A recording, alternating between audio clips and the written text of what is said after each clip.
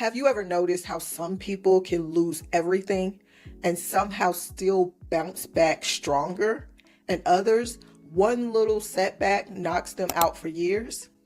It's not always about money or luck or even talent. It's about the lens you're looking through. So two people can be in the same situation. One sees an open door and the other sees a brick wall. That lens has a name: abundance mindset or scarcity mindset. So which one's running your life? When we talk about abundance mindset, we're talking about a way of thinking that's rooted in trust. Trust that there's more out there, more opportunities, more money, more chances, and more solutions. People with an abundance mindset don't just hope things will work out. They believe there's always another move to make, another way to win, and another shot to take. They operate with quiet confidence. They don't mind sharing ideas without fear of someone stealing them because they know they can create more. They collaborate instead of compete. They invest in skills. They try new things, not because they're reckless, but because they believe there's always more to gain. And in business, that belief opens doors. They're not obsessed with guarding every single dollar. They're willing to invest in learning, tools, or experiences because they trust that investment will come back multiplied. They see change as possibility, not threat. Losing a job might mean a career shift to them. A failed product might mean a better version is coming. Abundance thinkers believe the pie can get bigger, and they'd rather focus on baking than fighting over crumbs. Now, the scarcity mindset runs on fear.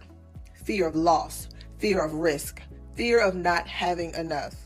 Scarcity thinkers believe life is a zero-sum game. If someone else wins, then they must lose.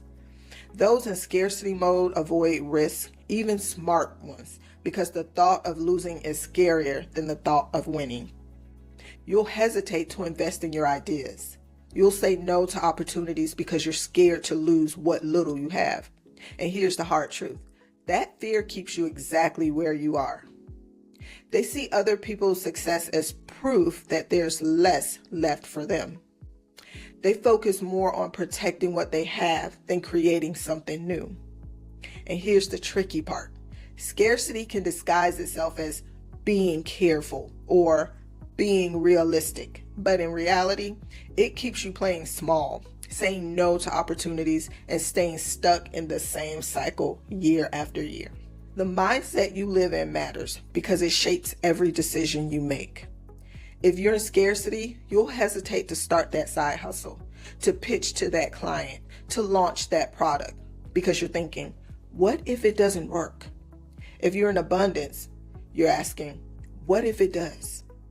That single shift changes how you act, and how you act changes your results. Here's how you start shifting into abundance, not in theory, but in daily practice. Reframe losses as lessons. Having an abundant mindset, you'll understand that losses are part of the process and that every failure is a training ground.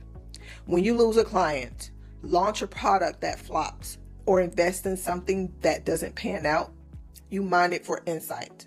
You ask, what worked? What didn't? What can I do differently next time?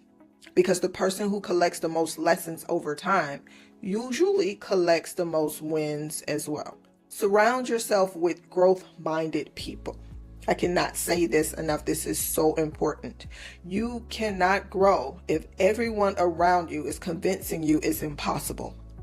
When you're in rooms full of people talking about what's possible, brainstorming ideas, sharing resources, celebrating wins, you start to believe bigger. You start to believe in yourself. And belief is the first ingredient to building anything worth having. Also, celebrate other people's success. Instead of feeling threatened, you should study them. When someone else lands a big client or turns their side hustle into a full-time business, you should ask yourself, what can I learn from them? What moves did they make that I could try? An abundance mindset knows success leaves clues. but you have to be willing to look. You need to focus on value creation. Instead of obsessing over holding on to what you've got, focus on creating more. If you're a business owner, that means improving your product, serving your clients better, or creating something brand new. If you're just starting, it means building skills, showing up consistently, and giving more than you take. Value always attracts opportunity, and abundance thinkers are obsessed with creating it. So here's a real life example. 2 people lose their 9-to-5 job on the same day. The scarcity thinker panics. They immediately take the first low-paying job they can find because the idea of being without a paycheck feels too risky. So their main focus is safety, not growth. The abundance thinker feels the fear too, but they ask, what do I have that's valuable right now? They list out skills, contacts, and ideas. Maybe they start freelancing. Maybe they launch a service. Maybe they take a class that moves them into a new industry. They understand that this setback could actually be the doorway into building something they control. Same situation, different mindsets, totally different future. So here's the truth. Opportunities don't disappear, but they do pass you by if you're too busy clutching what you have to reach for what's next. The mindset you choose will decide whether you spend your life reacting or creating. If you want freedom, income you control, and a life that feels like yours, you cannot afford to live in scarcity. You have to train yourself to see possibilities where others see limits, to act when others freeze, and to believe that more is always out there because there is. You get to decide. Do you want to spend your life fighting over crumbs or start baking your own pie? Thanks again for vibing with me. Until next time.